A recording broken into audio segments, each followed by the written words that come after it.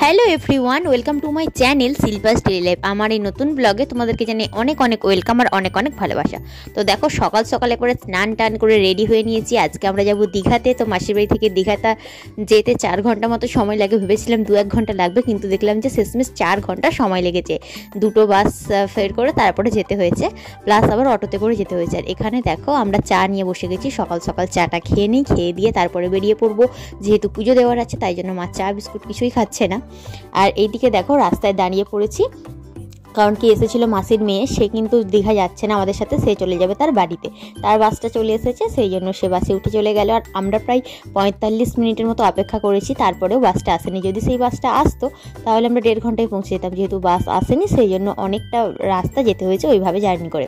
আর এখানে দেখো, যে চলে এসেছি এখানের এলাকায়, এখানে সমস্ত কিছু লেখা দেখছি উড়িয়াতে লেখা আর ইংলিশে লেখা, বাংলা কিছু লেখা নেই। যদি আমরা ইংলিশ পড়তে না পারতাম তাহলে আমরা বুঝতেও পারতাম না এখানে লোকেশনটা কী বা জায়গাটার নাম কী বা কী লেখা আছে, এসব বুঝতেও পারতাম না। আর দেখো, এখানে আমরা এই প্রথমবার উঠলাম আমি দোতলা বাসেতে উঠেছি। এদিকে বসে গেছে আমার মেসো, মা আর মাসির নিচে দাঁড়িয়ে আছে, আমি, ভাই, বোন, দিদি 4 জন মিলে উঠে গেছি বাসের ওপরটাতে। তো চলো যাই। আর অনেকটা ট্রাভেল করতে হয়েছে, গাও গুলিয়ে যাচ্ছিল। এরকম বাসে প্রথমবার উঠলাম আমি, একটু অন্যরকম এক্সপিরিয়েন্স হলো, ভালো লাগছিল। আর শেষে যখন বাসে তো এতটা ট্রাভেল করা হয় না, সেই জন্য একটু জার্নি হয়ে গেছিলো। আর দেখো, ফাইনালি আমরা পৌঁছে গেছি দীঘাতে। আর এই যে নতুন একটা উদয়পুর শঙ্করপুর মনে হয় সম্ভবত, ওটা নতুন একটা বানানো হয়েছে। আর এটা হচ্ছে দীঘাতে যে জগন্নাথ মন্দিরটা হচ্ছে, সেই মন্দিরটাই।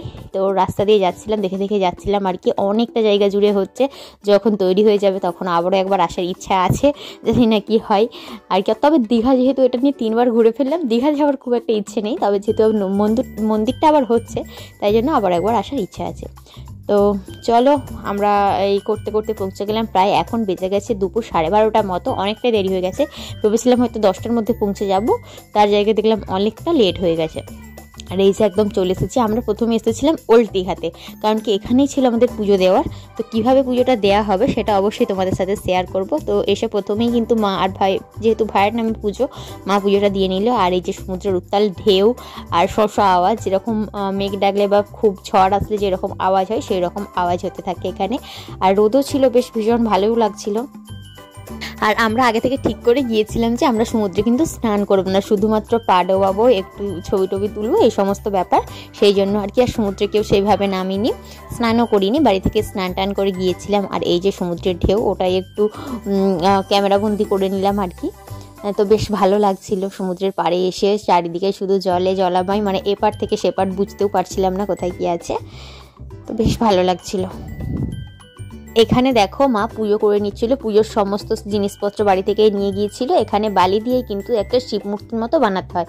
এই যে মূর্তিটা বানানো হয়েছে, এরপর তাতে আম পাতা ফুল দিতে হয়, তারপর ডাবের জল, দুধ, এই সমস্ত দিয়ে পুজো করতে হয়। ফুল দুর্গ ছিল। আর এটা যে মেন জিনিসটা, সেটা হচ্ছে একটা হরিতকির ওপরে একদিকটা সোনার জল করা আর একদিকটা রূপোর জল করা, এটাই দিয়ে পুজো দিতে হয়। তো সেটা দিয়ে আমি পুজো দিয়ে নিচ্ছি। আর এখানে পুজো দিতে দিতেই, মানে যতক্ষণ মোমবাতি জ্বালানো হয়েছিল ততক্ষণ ঢেউ আসছিল না। যেই মায়ের মোমবাতিটা জ্বালানো হয়ে গেছে, মা অনেকক্ষণ ধরে চেষ্টা করছিল, জ্বালাতে পারছিল না মোমবাতিটা, যেহেতু সমুদ্রের পাড়ে ভীষণই হাওয়া দেয়, সেই জন্য আর কি। আর যখনই মোমবাতিটা জ্বলে গেছে, মাসি শেষমেশ জ্বালালে, যখনই জ্বলে গেছে তখনই কিন্তু সমুদ্রের ঢেউটা এসে সমস্তটাকে ভাসিয়ে নিয়ে চলে গেল। মা গঙ্গা এভাবেই নিজের পুজো নিজেই নিয়ে নেয়, এটাই আর কি। তো পুজোটা সাকসেসফুলি দেওয়া হয়েছে। আর তারপরে দেখো, এখানে আমরা খাওয়া দাওয়া করতে বসে গিয়েছিলাম। এখানে কিন্তু ভাই কিনেছিল ইডলি। আর যখন ইডলিটা কিনে খাচ্ছিল, তখনই গাড়ি চলে এসেছিলো বলে ভাই গাড়িতে প্যাকিং করে নিয়ে উঠে পড়েছিল। এখন খেতে সেটা আর ভালো লাগছে না, যেহেতু অনেকটা সময় চলে গেছে। আর যে ডালটা বা যেটা দেয় সম্বর বলে সম্ভবত, ওটা একটু টকটক ছিল, আমাদের খুব একটা ভালো লাগেনি। আর বাড়ি থেকে মাসি নিয়ে গেছিলো লুচি, মুড়ি, আলু ভাজা, এই সমস্ত কিছু। তো সবাই মিলে এই সমস্ত কিছু খাওয়া দাওয়া করছিলাম। খেয়ে দিয়ে তারপরে আবার আমরা যাব নিউ দীঘার দিকে। তো চলো, তোমরা ভিডিওটা দেখতে থাকো। আর এই যে আমি খাচ্ছি, এখানে সবাই আছি, মাসি আছে, মেসো আছে, মা, দিদি, ভাই, বোন প্রত্যেকে আছি এখানে, খাওয়া দাওয়াটা করে নিচ্ছিলাম। আমরা চলে যাচ্ছিলাম নিউ দীঘার উদ্দেশ্যে। আর যেতে দেখো, এখানে একটা দেখতে পেলাম আস্তাবল, যেখানে ঘোড়া টোড়াগুলোকে রাখা হয়। আর এই ঘোড়ায় কিন্তু চড়া হয়, নদীর পাড়ে ঘোড়াগুলোকে সুন্দর করে সাজানো থাকে। অনেকেই তো ঘোড়াতে ওঠে, ফটো টটো তোলে, এইরকম ব্যাপার। আর এখানে দেখলাম অনেকগুলো ঘোড়া রয়েছে, মানে যাদের ঘোড়া তারা হয়তো এখানে ওদেরকে নিয়ে রয়েছে, আস্তাবল যেটাকে বলে।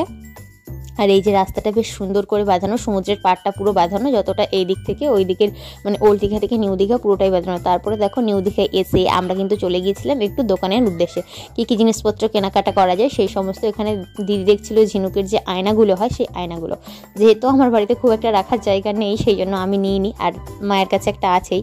তারপর আমরা এখানে খাওয়া দাওয়া করছিলাম। এখানে ভাই কিনেছিল শখ করে একটা পিৎজা, তবে পিৎজাটা খেতে কিন্তু খুব একটা ভালো ছিল না, বা এমন টেস্ট হয়তো হয়, আমরা এই ফার্স্ট টাইম খাচ্ছি, ভাই খেতে পারেনি, সেই জন্য আমি দিদি বোন তিনজনে মিলে ভাগ করে একটু একটু করে খেয়ে নিলাম। তাও বোন খায়নি, মাসি আমি আর দিদি তিনজনে মিলে একটা করে স্লাইস নিয়ে তিনজনে মিলে খেলাম, তবে ওটা শেষ হলো। তারপরে দেখো এখানে চলে এসেছি আমরা অক্টোপাস খেতে। তো দীঘায় আসার আমার বোনের মেন উদ্দেশ্য ছিল এই অক্টোপাস খাওয়া, তো ওটা সারাদিন পায়নি বলে ওর মন খারাপ হয়েছিল। আর এখন বিকেল প্রায় 5টা মতো বাজে, আর আমরা এই দেখলাম যে সবে মাত্র একটা দোকান খুলেছে যেখানে অক্টোপাস পাওয়া যায়, সেটাই আমরা খেতে লেগে গেছি। এই যে নিয়ে নিয়েছি, তবে যেহেতু ছোটো সাইজে নিয়েছি জানি না এটা টেস্ট কেমন হবে, যদি দাম দিয়ে বেশি কিনি হয়তো খেতে পারবো না, ভালো লাগবে না, সেই জন্য আমরা একদম ছোটোটাই নিয়েছিলাম। তো এই যে খাচ্ছি, জীবনে এই প্রথমবার খাচ্ছি, টেস্টটা কিন্তু বেশ ভালোই ছিল, খুব একটা খারাপ ছিল না, বেশ ভালোই ছিল, আর ক্রিস্পি করে ভেজে দিয়েছিল। সাথে আমরা কিন্তু দুটো চিংড়ি মাছ ভাজাও নিয়ে নিয়েছিলাম। তো চলো এটা খাওয়া দাওয়া করে নিই, তারপরে আবার বাসে উঠতে হবে, কারণ কি আবারও সেই 4 ঘন্টা জার্নি করে যেতে হবে, অনেকটাই রাত্রি হয়ে যাবে, 5টার সময় উঠলে সেই 9টা বেজে যাবে বাড়ি ফিরতে।